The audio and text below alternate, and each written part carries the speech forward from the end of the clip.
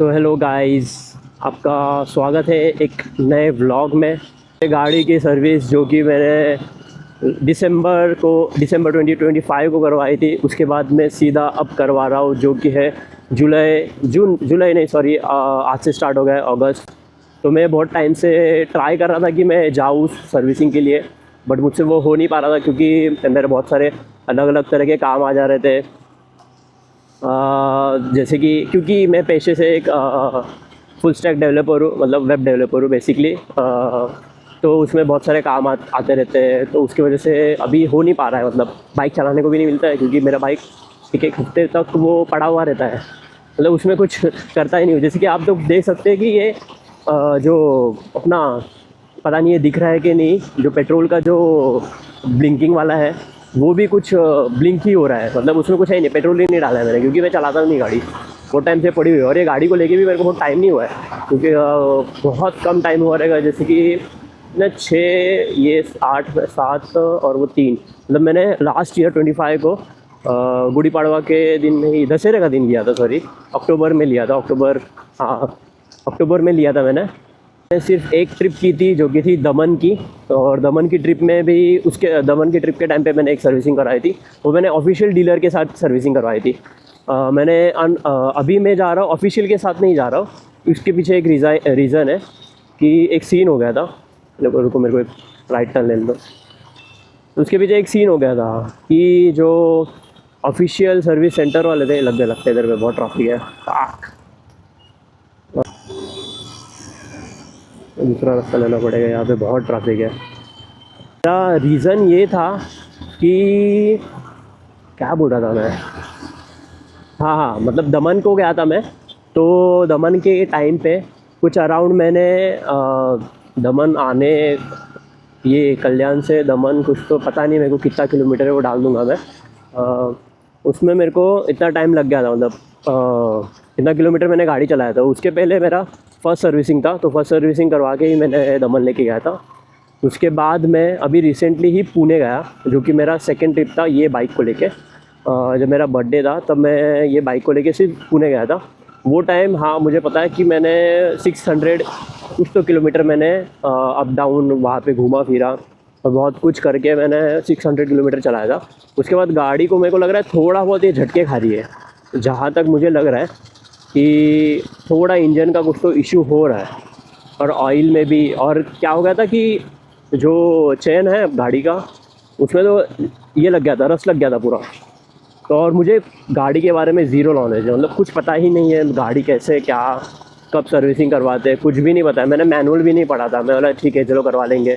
या फिर मैं मेरे फ्रेंड्स पे डिपेंड हो गया था कि चलो एटलीस्ट मेरा एक फ्रेंड है वो मुझे बता देगा कि ऐसे ऐसे टाइम पे करवाना है। तो उसने फर्स्ट के टाइम पे बताया था, बट सेकंड के टाइम पे भूल गया था, और मैं खुद भी भूल गया था। और मेरे को लगा था कि चलो बाद में करवा लेते हैं। तो अब मैं जा रहा हूँ 6 महीने बाद गाड़ी की सर्विसिंग करवानी। तो अगर आप ये ऐसा सोच रहे हो कि आप भी ऐसा करोगे तो बिल्कुल भी मत करना, क्योंकि चेन को रस लग सकती है, गाड़ी माइलेज कम देगी, और मेरी दे भी रही है, बहुत कम माइलेज दे रही है। मुझे ही नहीं पता कितने दे रही है, बहुत बहुत कम दे रही है। मैं पुणे गया था तो मेरा कुछ तो अराउंड 500 550, मतलब 600 किलोमीटर के लिए मुझे 700 ऐसा, मतलब 3 बार मैंने 700 का पेट्रोल डाला था। मतलब 2100 का मेरा पेट्रोल चले गया था सिर्फ पुणे आने जाने में। और उसमें मतलब 600 किलोमीटर के लिए इतना। और मैंने हर बार प्रीमियम ही डाला था, मतलब मैं एक तो XP95 डालता हूँ, या फिर वो $100 मिल गया तो $100 डाल देता हूँ मैं। मैं वो सादा वाला बहुत कम डालता है। बारिश भी आ गई, अब बारिश भी आ गया, मोबाइल ख़राब ना हो जाए। तो हाँ, मैंने वो XP95 और यही डाला हुआ है। मैंने सिर्फ 1-2 बार जो E20 वाला है, पूरा E20 वाला वो डाला था मैंने। क्योंकि कभी कभी क्या हो गया था कि मेरे एक पेट्रोल पंप के इधर पे वो बंद ही हो गया था, मतलब दे ही नहीं रहे थे वो लोग, पेट्रोल ही नहीं दे रहे थे पावर वाला। और तो उसके वजह से भी थोड़ा बहुत फ़र्क पड़ता है कि आप कौन से ऑक्टेन लेवल का पेट्रोल अपने गाड़ी के अंदर डलवा रहे हो। उतना मैंने पढ़ लिया था, क्योंकि अभी रिसेंटली बहुत कुछ कंट्रोवर्सी हो गई थी E20 के ऊपर से। तो मैंने, और हाँ, मैंने रिसेंटली एक पुलिस वाले को भी पूछा था, उसके पास था ट्रायम्फ नया वाला एकदम मस्त। लेकिन उसने पूरा कीचड़ में डाल दिया था वो गाड़ी को, मतलब वो बहुत ट्रैवल करता था उससे। तो बोलता था कि उसकी, मैंने पूछा था कि उसके गाड़ी को माइलेज कितना देता है, तो उसने बोला था कि कुछ तो 14-15 का देता है सिटी में, और हाईवे में कुछ तो 25 तक जाता है, मैक्स टू मैक्स 25 तक जाता है, उसके ऊपर नहीं जाता है। तो मैंने उनसे भी पूछा था कि आप कौन सा गाड़ी में पेट्रोल कौन सा डलवाते हो, तो उन्होंने बोला था कि वो सादा वाला ही डलवाते हैं, वो पार वाला डलवाते ही नहीं है। पता नहीं क्यों वैसा बोला उन्होंने। मुझे तो लगता है क्योंकि वो क्या बोलते हैं अपना, वो पुलिस वाले हैं, इसके वजह से बोला था कि हम लोग साधारण नागरिक भी ऐसा ना उठाए कि पुलिस वाला ही ऐसा बोल रहा है, तो पब्लिक तो हाथ उठाएंगी ना। लेकिन पुलिस वाले ने अपना ये रखा और बोला कि नहीं नहीं, मैंने E20 डलवाया था, तो तब भी गाड़ी चलता है, कुछ इशू विशू नहीं आया। चला ठीक है भाई, तब थोड़ा सा ध्यान देना पड़ता है। मेरे फ्रेंड्स लोग तो बहुत ध्यान देते हैं, वो लोग अपना अपना गाड़ी का मतलब 4-4 महीने में सर्विसिंग करवाते ही रहते हैं। 4-4 महीने में मतलब उन लोग करवाते हैं, क्योंकि उन लोग का उनका ये भी रनिंग भी होता है। मेरा तो रनिंग भी मुझे नहीं लगता कि इतना हुआ रहेगा। मैं स्क्रीनशॉट डाल दूंगा रनिंग का कितना होगा, टोटल रनिंग कितना मुझे नहीं पता, इतना नहीं हुआ रहेगा। लेकिन घर से वो क्या बोलते हैं सर्विसिंग वाला कुछ तो 21 मिनट्स में था, तो अराउंड 11 मिनट्स के लिए पहुँच गए। तो अपने काम करते सीधा सर्विस सेंटर पे ही मिलते हैं और देखते हैं उधर पे क्या है कि कैसा है, और मैं आपको दिखाऊंगा कि अब लोकल वाले से सर्विसिंग करवा सकते हो या नहीं, और उसका कैसा फीडबैक रहता है। और ये जो मैं सर्विसिंग करवाने जा रहा हूँ वो मेरे फ्रेंड का एक फ्रेंड है, मतलब उसके पहचान वाला है, मेरे तो पहचान वाला ही है। मैंने एक भी बार मतलब मैं सिर्फ गया हूँ उधर पे, गाड़ी लेके उसका गाड़ी लेके गया था मैं, मतलब वो भी था मेरे साथ, बट मेरा कोई पहचान नहीं है उधर पे। तो मैं जाके देखूँगा कि कैसा है। मैंने ऑलरेडी मेरे फ्रेंड को बोल के रखा था कि उसको बोल के रख कि भाई थोड़ा सा आराम से करने के लिए और अच्छे से करने के लिए, क्योंकि सेकंड सर्विस ही है। और अभी देखते हैं कितना इसका खर्चा आएगा, क्योंकि मेरे को वो फ्री सर्विसिंग के नाम पे जो होता है हीरो के शोरूम में, क्योंकि आप फर्स्ट वाला बिल मेरा बना था 1900 का, फ्री सर्विसिंग का 1900 का बना था। पता नहीं क्या था उसमें, मेरे को तो कुछ भी आइडिया नहीं था क्या चेंज करा रहे थे 3 महीने में। और 3 महीने में मैंने गिन के 500 किलोमीटर भी नहीं चलाया था गाड़ी को, मतलब बहुत कम चलाया था, बहुत कम। क्योंकि मैं चलाता ही नहीं हूँ गाड़ी, मैं ट्रेन से ट्रैवल कर रहा हूँ मेरे ऑफिस के लिए।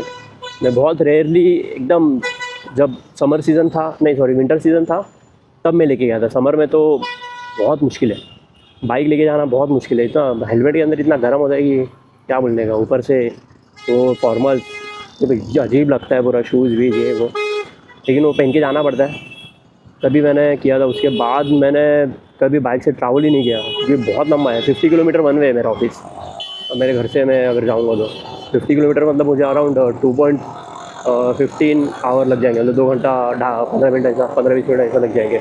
और जो भिवंडी का ट्रैफिक है, सबसे वर्स्ट ट्रैफिक है वो, सबसे वर्स्ट ट्रैफिक भिवंडी का। और रात के टाइम पे, सुबह के टाइम पे, दिन भर ट्रैफिक है उधर, बाकी कुछ है नहीं उधर पे, सिर्फ ट्रैफिक ही है।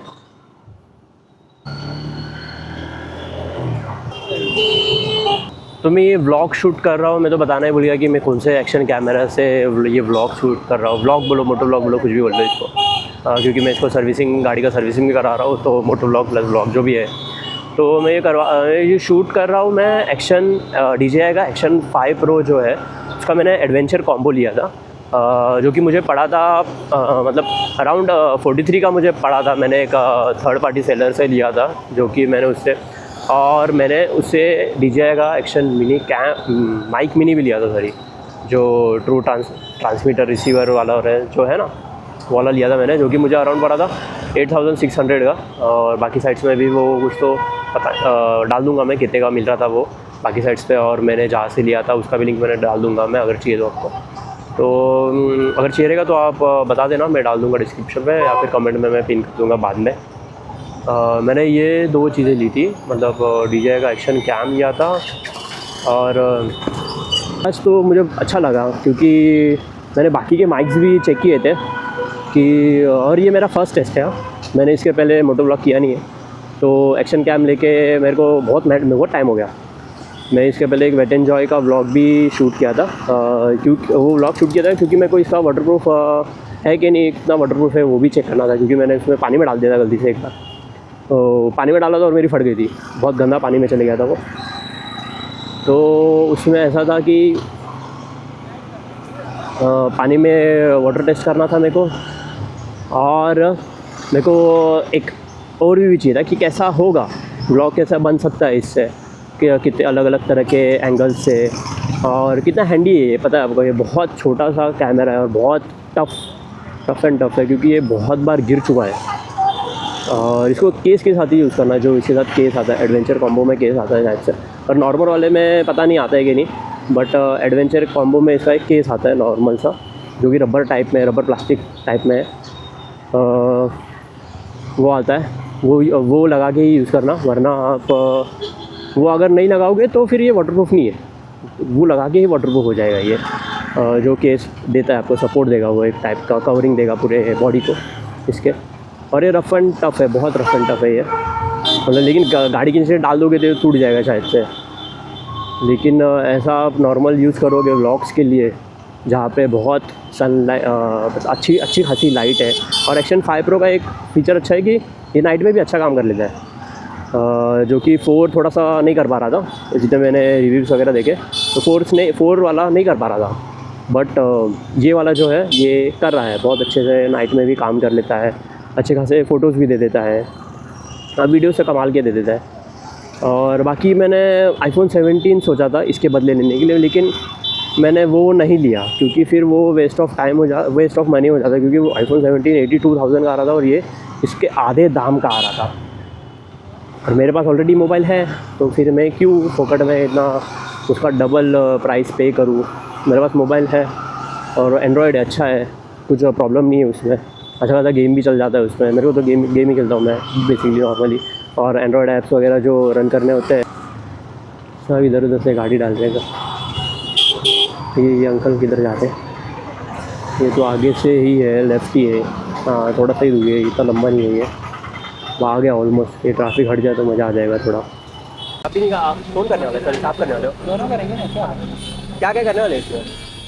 खाना पीछे का टायर निकाल के साफ होएगा पूरा? हाँ, उसके अंदर बेयरिंग रहता है ना, उसके अंदर ग्रीसिंग होगा, वो डिस्पैड है वो साफ होगा, फिल्टर साफ होएगा, और आगे का लाइनर साफ होगा, उसका बेयरिंग है ना वो भी ग्रीसिंग होगा, और फिल्टर प्लग साफ होगा। अंदर का, इसके अंदर का भी ना, उसको ये अंदर का है ना, जैसे घर से पानी चलेगा, ठीक है ना। पानी गया रहेगा तो इसको WD कोटी मारता है, और क्लीनिंग जो रहेगा ना वो क्लीन कर देता है। ऐसा मैं कुछ बोला नहीं, तुम्हारे साथ में ही आया।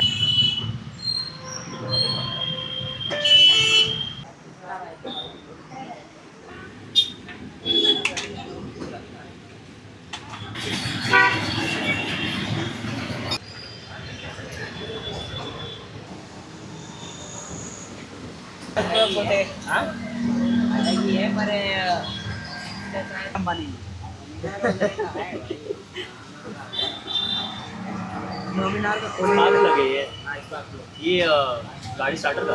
हाँ। अरे वो चल ही नहीं रहा है, स्टार्ट का क्या हो रहा है? वो नहीं, गाड़ी चालू कर देता है। हाँ वही, इस पे ही चलता है, वो हो जाएगा। जो आपका गियर में नहीं हो रहा है ना। हाँ गियर पे नहीं हो रहा है वो क्यों नहीं हो रहा था गियर पे? वो स्विच उसका है ना, वो खराब रहेगा। अच्छा, क्योंकि मैं पुणे से गया था ना, तो रेज़िन पड़ी हुई थी गाड़ी, मैंने कुछ यूज़ ही नहीं किया उसको।